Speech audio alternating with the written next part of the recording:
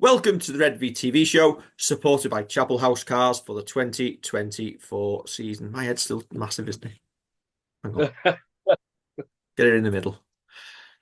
We are back with another player review show. This time it is squad numbers 16 to 20. Let's keep this short and sweet. Kevin, be even shorter if Yes. you find the right graphics to put up.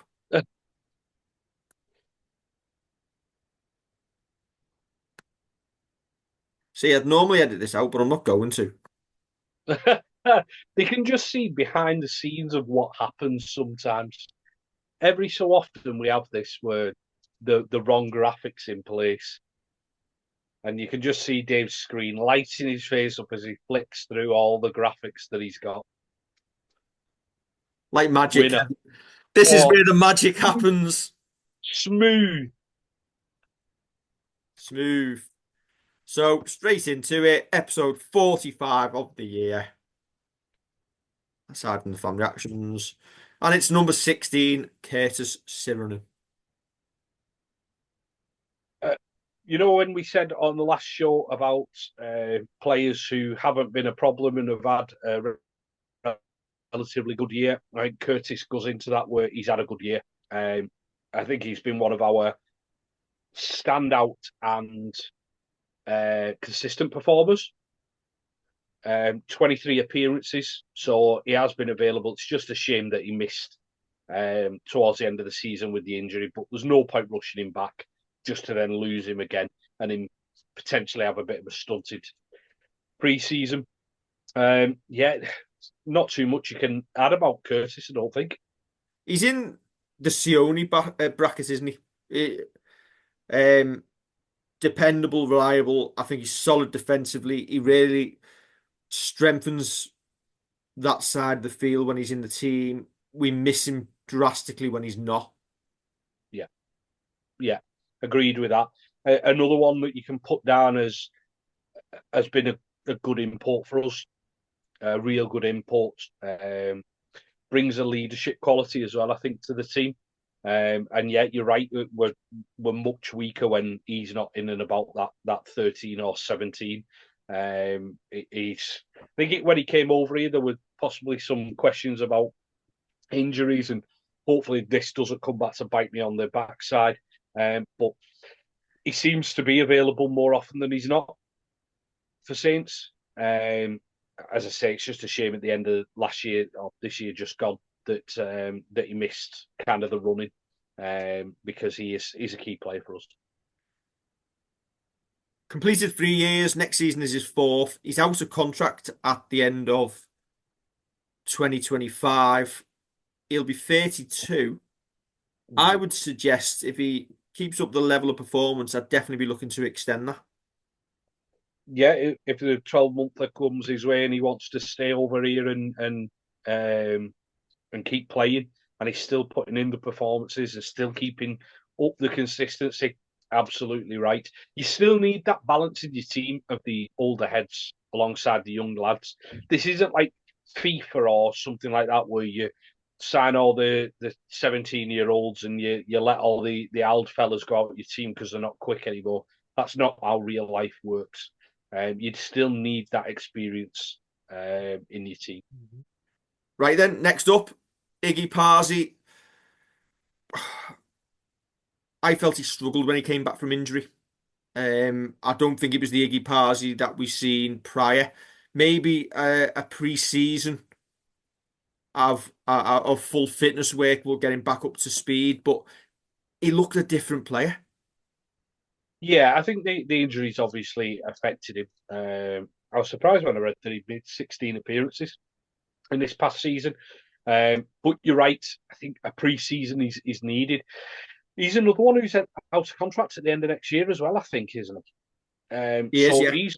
he's going to be putting in performances or needs to put in performances to get him a contract, whether that's at Saints or elsewhere.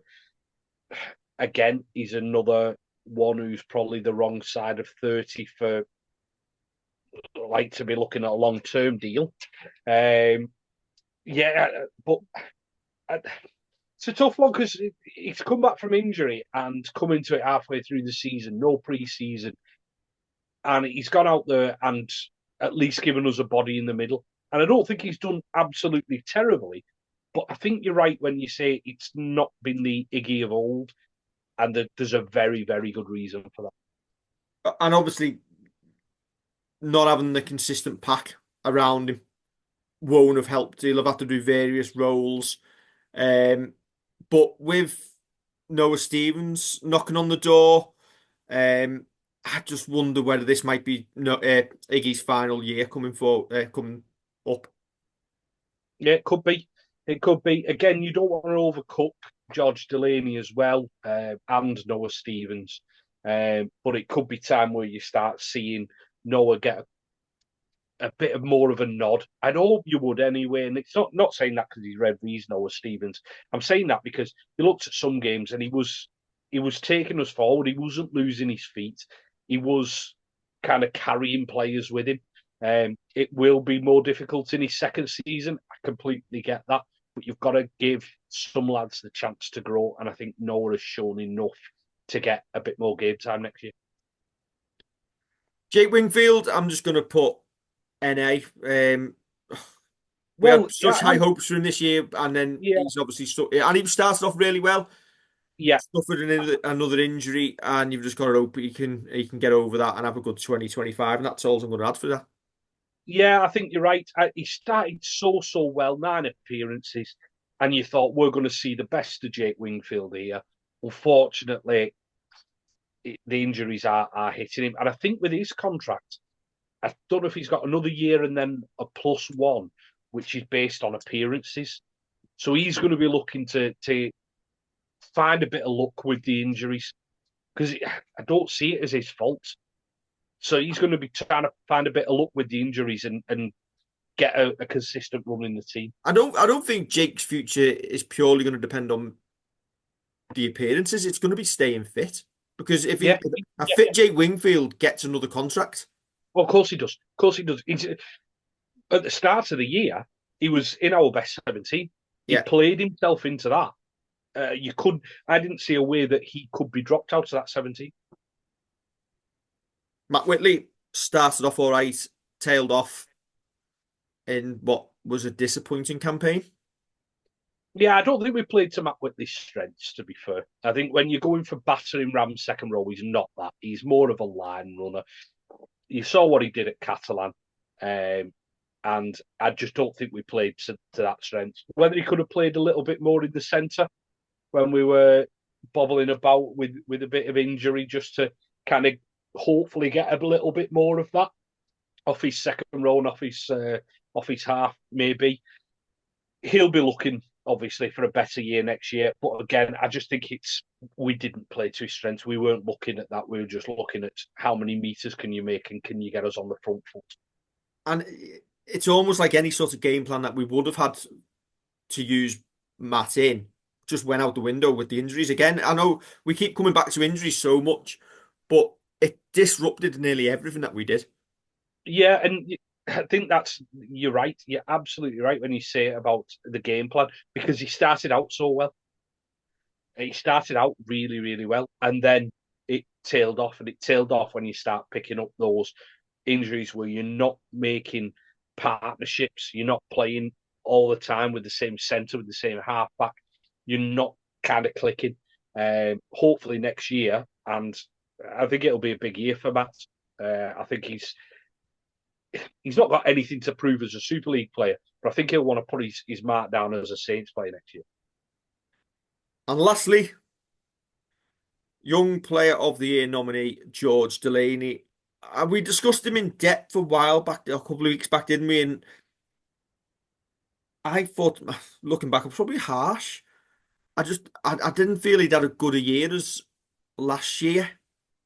But obviously, is it because he was fresh off the blocks last year and people weren't expecting him this year they were?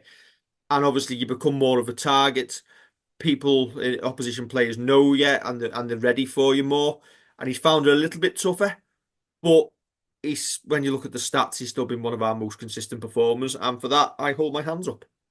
Yeah, I think I said, I think you started realizing when you were talking Halfway about through. him that it was a case of, I'm going to reevaluating your position, not just sticking to one of these a daft theory and just sticking with it.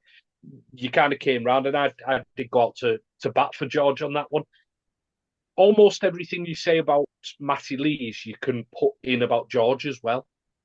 But as a younger player, as a player who's still just finding his way, said at the start of the year, we didn't want to overcook him. We tried not doing. You think back to Leeds where he wasn't in the squad. Then an injury means that he's got to come in. 26 appearances again, one of the best abilities, and I love that line. Whoever I've robbed it off on Twitter or X or whatever, one of the best abilities is availability. He's been there for us. He's been doing the hard yards, slight change in having to start as well, and become really with Noah there as well, having to be one of the kind of, can I call him a senior prop at that point? He isn't in the grand scheme of his career, but with Noah beside him, Noah's gonna be soaking everything up off George. What he's done, how he holds himself, what he does to kind of keep his place in the 17. I would still like to see, and I'll say this in his player preview next year, I would still like to see him used a little more sparingly. I'm not saying he only plays 10 games next year, but just manage him coming through.